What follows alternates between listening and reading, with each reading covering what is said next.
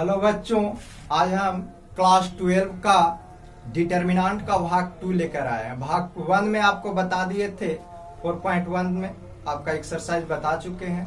आज हम एक्सरसाइज 4.2 बतावेंगे। उससे पहले आपको डिटर्मिनेंट का प्रॉपर्टीज बताएंगे, उसका कुछ गुणधर्म पढ़ना है।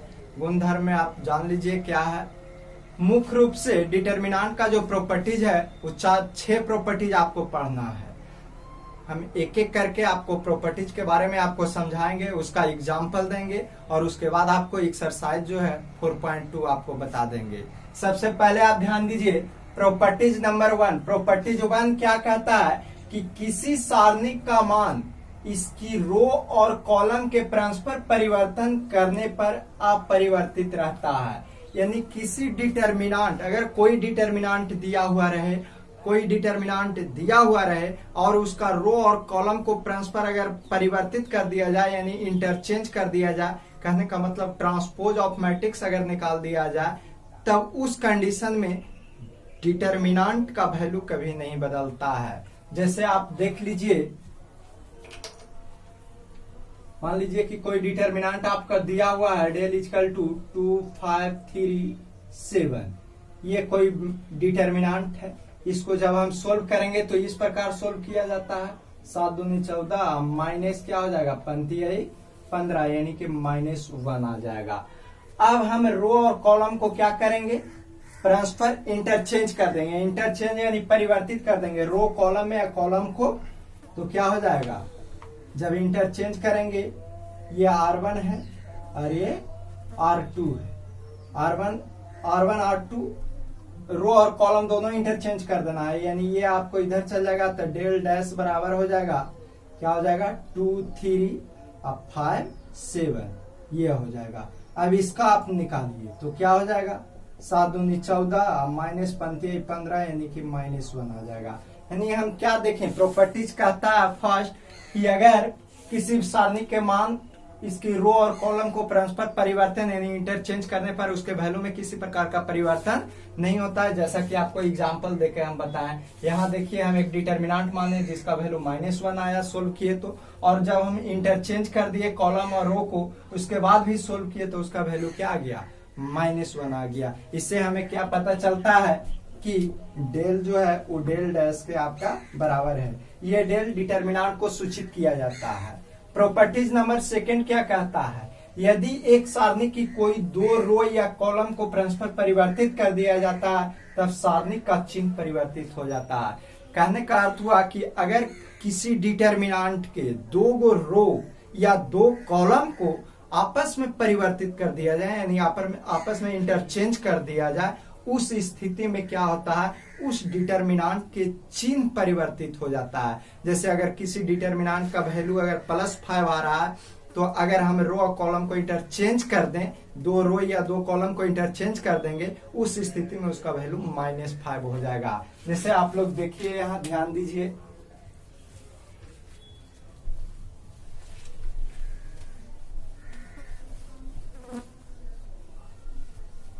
जैसे एग्जाम्पल देख लीजिए आप लोग, कोई एक डिटर्मिनेंट हम ले लेते हैं, डेल इक्वल टू 1, 7, 2, 5। ये कोई डिटर्मिनेंट है। इसको जब हम सोल्व करेंगे तो क्या हो जाएगा, 5 और -7 दूनी 14 यानी कि -9।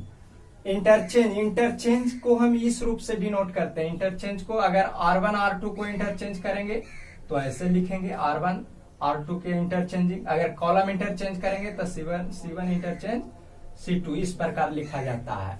यानी C1 के स्थान पर C2 चल जाएगा, C2 के स्थान पर C1। रो इंटरचेंज करेंगे, R1 R2 दोनों तरफ आपका चिन्ह के मतलब हुआ एक दूसरे को इंटरचेंज करता है। यहाँ हम मान लीजिए ये R1 है और ये क्या है, R2। हम क्या कर रहे हैं, रो को इंटरचेंज कर रहे हैं। रो इंटरचेंज करेंगे तो लिखेंगे R1 interchanging R2, R1 interchanging R2। इसका मतलब हुआ ये जो R2 है वो R1 के स्थान पर चला जाएगा और R1 जो है वो R2 के स्थान पर आ जाएगा। इस स्थिति में आपका डेल डैश बराबर क्या हो जाएगा, 2, 5, 1, 7। अब इसको हम सोल्व करेंगे तो क्या हो जाएगा, 7 दूनी 14 अब -5 बराबर कितना आ जाएगा +9। हम बताए थे कि क्या होता है प्रॉपर्टी सेकंड में, रो और कॉलम को परस्पर परिवर्तित कर दिया जाता है तब सारणी का चिन्ह परिवर्तित हो जाता है, यानी चिन्ह क्या हो जाता है प्लस से माइनस में, और माइनस में आवेगा तो प्लस में। जैसे देखा यहाँ डिटर्मिनेंट का वैल्यू -9 था, तो यहाँ जब हम इंटरचेंज किए तो इंटरचेंज करने के बाद वैल्यू हमारा क्या गया +9, यानी हम कह सकते हैं क्या कह सकते हैं कि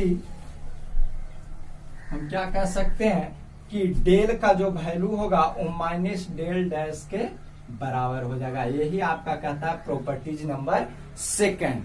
अब प्रॉपर्टीज नंबर थर्ड देख लो। प्रॉपर्टीज थर्ड क्या कहता है, यदि एक सारणी की कोई दो रो या कॉलम समान हो, यदि किसी डिटर्मिनेंट का दो रो या दो कॉलम क्या हो समान हो, तो सारणी का मान यानी डिटर्मिनेंट का मान 0 होता है। यानी देखिए आप एग्जांपल देके हम बता देते हैं। कहने का अर्थ हुआ कि अगर किसी डिटर्मिनेंट का कोई डिटर्मिनेंट हम ले लेते हैं, डेल इक्वल 1 2 5 7 0 2 1 2 5, ये कोई डिटर्मिनेंट है। अब यहां देखिए ये R1 है, ये R2 है और ये R3 है।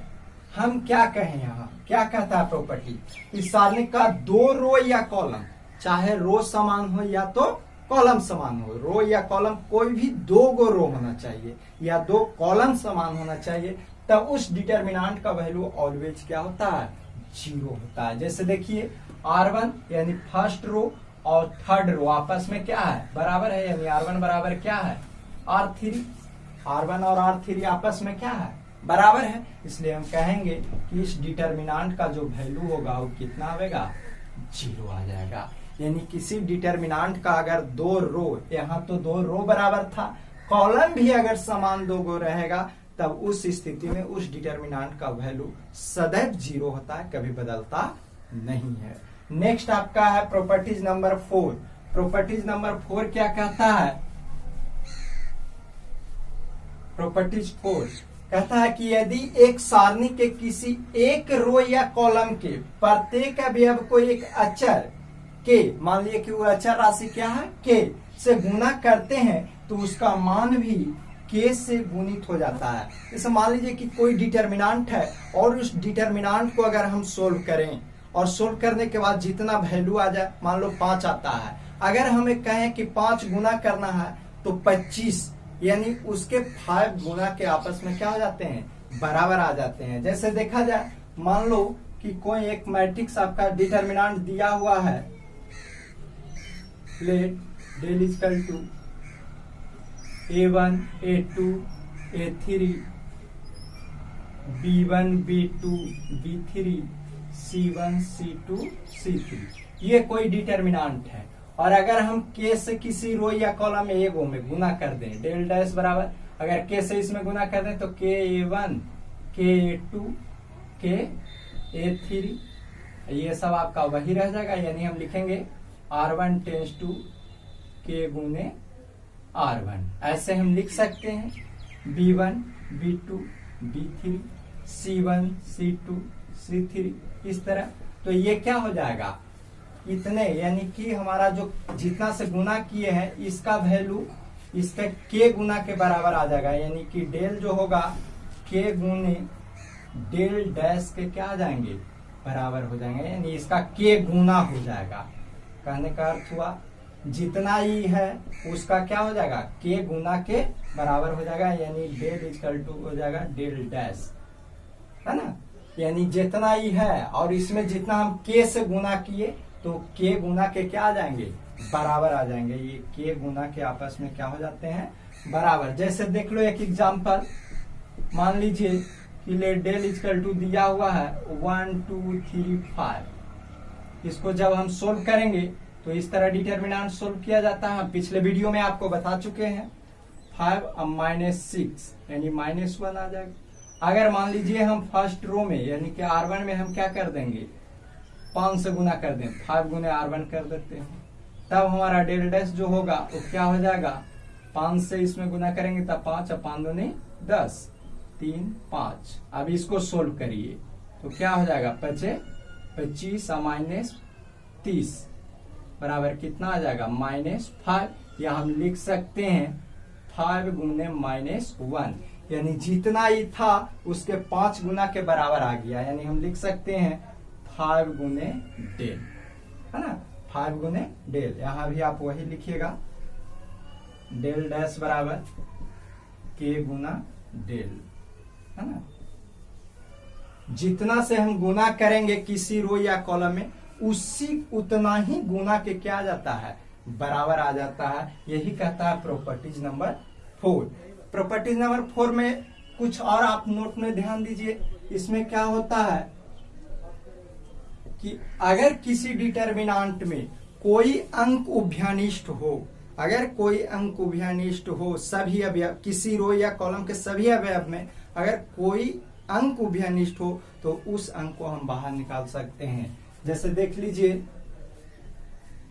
अगर दिया हुआ रहे 248072102, है ना, देखिए क्या है, इस फर्स्ट रो में दो सभी में उभयानिष्ठ है, 2 2 3 4 2 चको 8, तो हम 2 कॉमा ले सकते हैं, तो क्या हो जाएगा 1 2 और 4 हो जाएगा। यहाँ आपका ये सबूत नहीं रह जाएगा।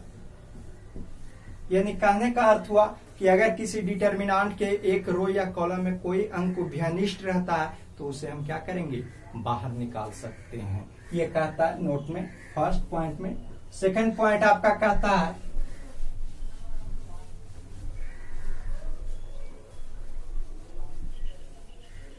सेकंड पॉइंट आपका क्या कहता है, सेकंड पॉइंट कहता है कि अगर किसी डिटर्मिनांट में समानुपाती हो, यानी कहने का मतलब हुआ समान अनुपात में हो, कोई रो या दो रो या कॉलम आपको समान अनुपात में हो, जैसे इस प्रकार मान लीजिए 1 2 3 0 1 4 और यहाँ 2 4 6, है ना, ये समान अनुपात में है, समान अनुपात में है। या ऐसे भी हम कर सकते हैं 1 2 3 0 1 4 और इसमें 2 सभी में उभयानिष्ठ है, तो 2 बाहर निकालेंगे तो 1 हो जाएगा, 2 हो जाएगा और 3। तो हम क्या देखें, ये R1 और ये R3 आपस में क्या हो गया, बराबर हो गया। यानी हम लिख सकते हैं क्या, R1 है जो बराबर है R3 का। हम बताए थे कि किसी डिटर्मिनांट के दो रो या कॉलम समान होता है तो उस डिटर्मिनांट का वैल्यू क्या होता है,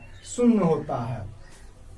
तो इसका वैल्यू क्या हो जाएगा, 0। यानी हम लिख सकते हैं डेल इक्वल टू 2 गुने 0 बराबर कितना आ जाएगा, 0। ये इसका नोट में था।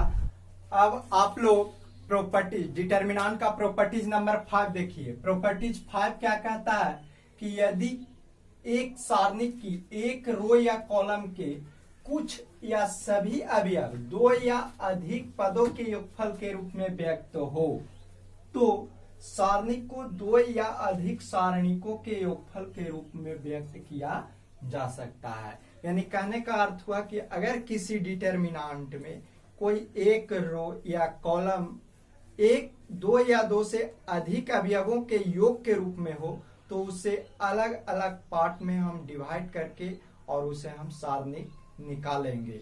जैसे देख लीजिए, अगर मान लीजिए प्रॉपर्टीज 5 का एग्जाम्पल यहाँ हम आपको दे देते हैं। जैसे डेल इक्वल टू दिया हो A1 plus lambda, lambda 1, A2 plus lambda 2, A3 plus lambda 3, B1 B2 और B3, C1 C2 और C3।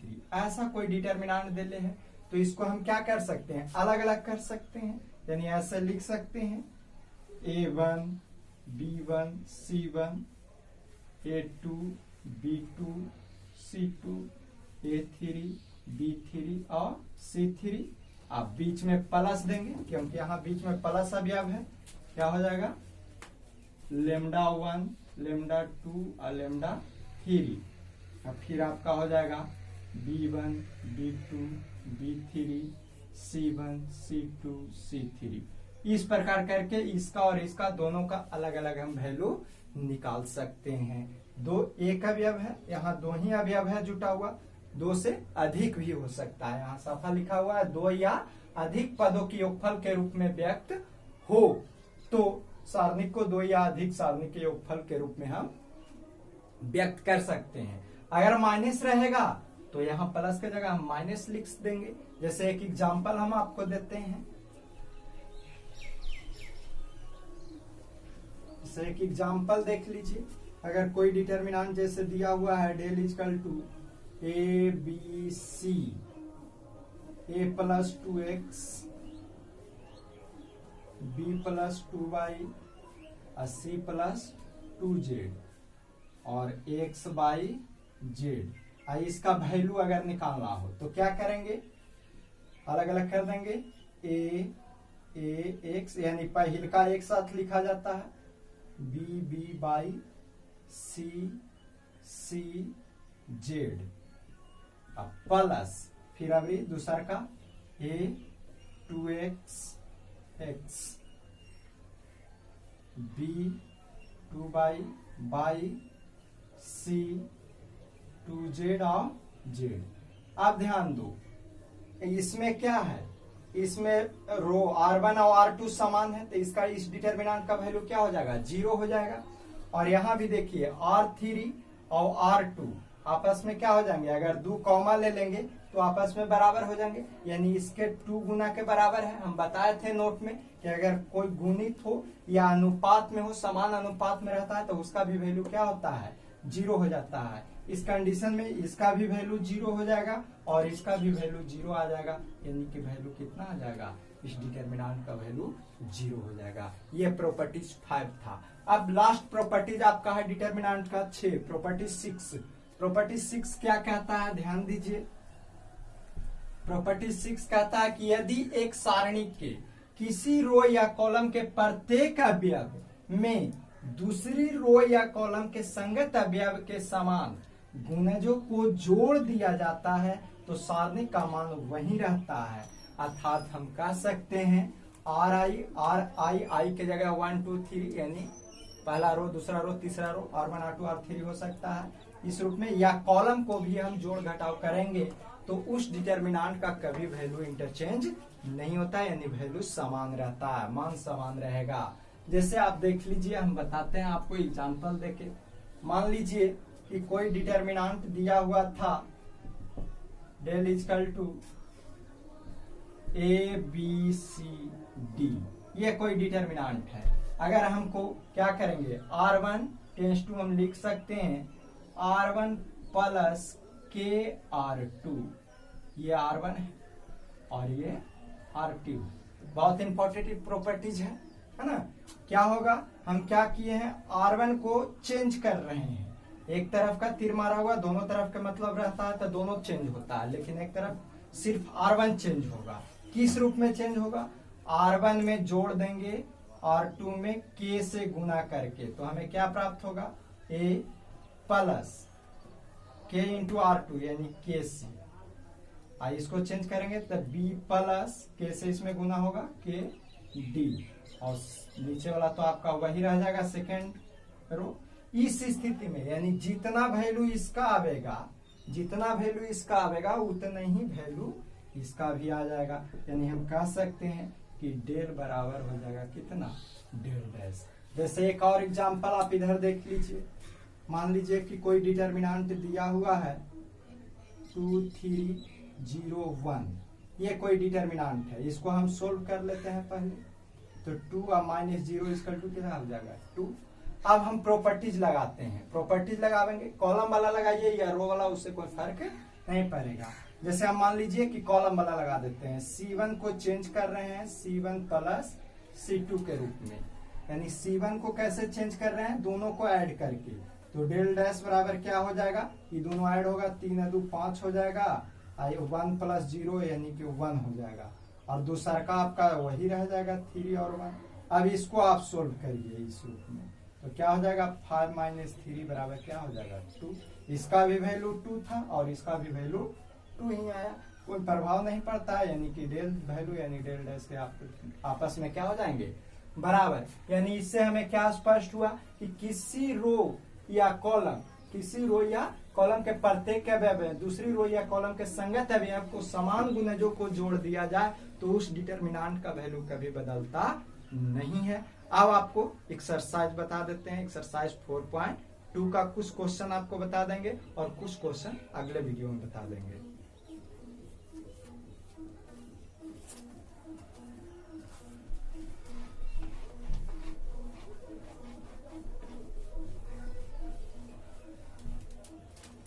एक्सरसाइज 4.2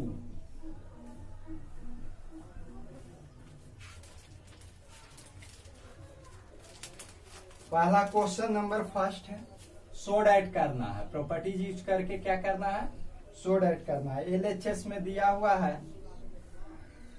क्या दिया हुआ है, X Y Z A B सी,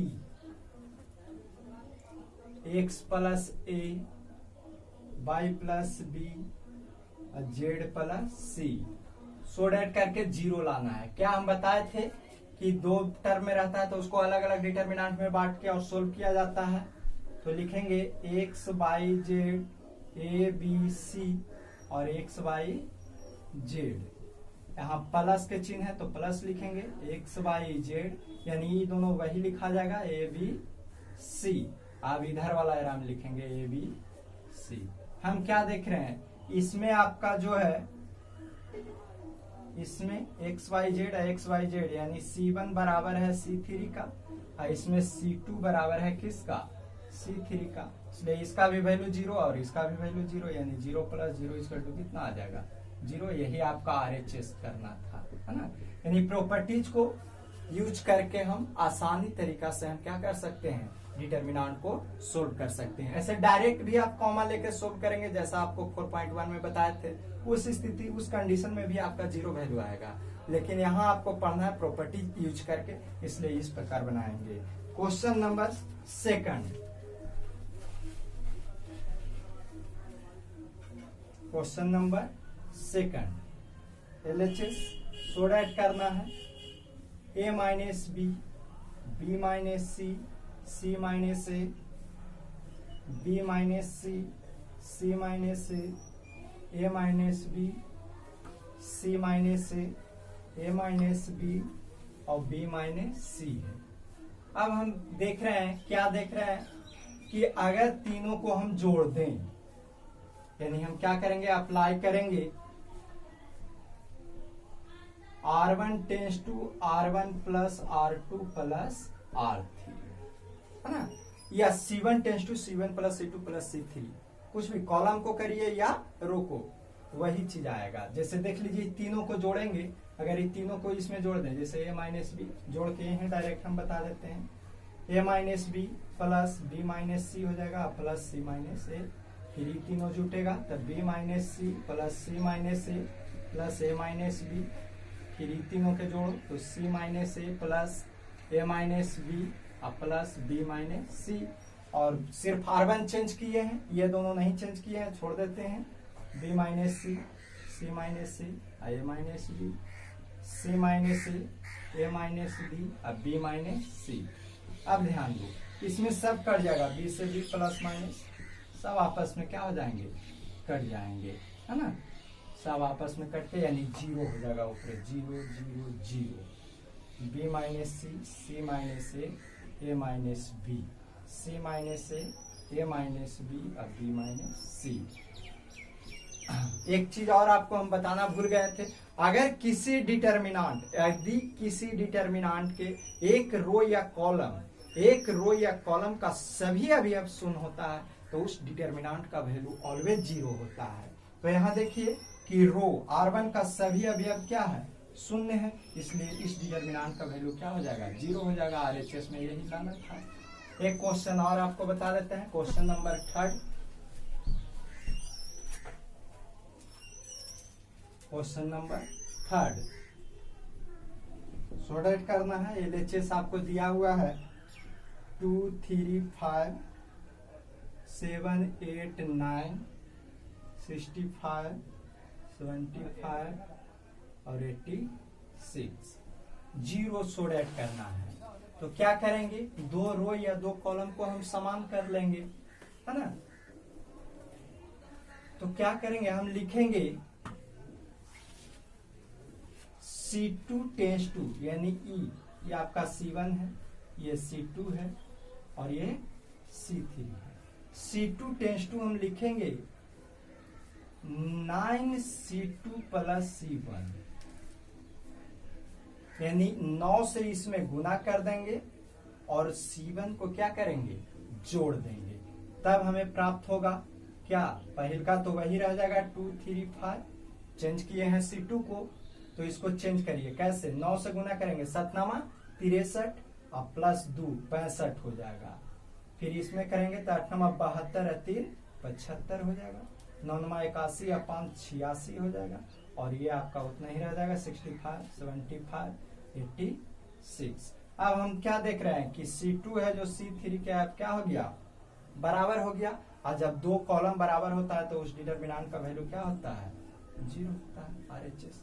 इस प्रकार आपको एक्सरसाइज 4.3 का 3 तक आपका क्वेश्चन बता दिए हैं। आगे इसका जो क्वेश्चन शेष क्वेश्चन रह गया होगा अगले वीडियो में बताएंगे। तब तक हमारे चैनल को देखते रहिए, सब्सक्राइब करिए तथा लाइक जरूर करिएगा। थैंक्स।